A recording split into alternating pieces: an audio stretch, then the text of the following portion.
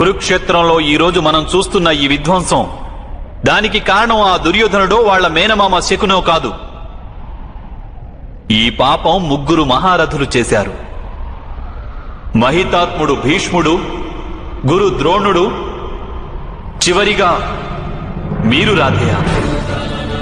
మీరు ముగ్గురు మీరు నమ్మిన ధర్మ సిద్ధాంతాలను త్యజించి లోక కళ్యాణం గురించి ఆలోచించి ఉండి ఉంటే, దుర్యోధనుడికి సహాయం నిరాకరించి ఉండి ఉంటే ఈ యుద్ధమే జరిగి ఉండేది కాదు. మీరంటున్నది సత్యమే వాసుదేవా. సమాజానికి అధర్మం చేసేవారి వల్ల కలిగే హాని కంటే అధికమైన హాని ధర్మం తెలిసిన వారి క్రియాశూన్యత వల్లే కలుగుతుంది. ఈ మహాయుద్ధం ఆపలేని మేమే దోషులు.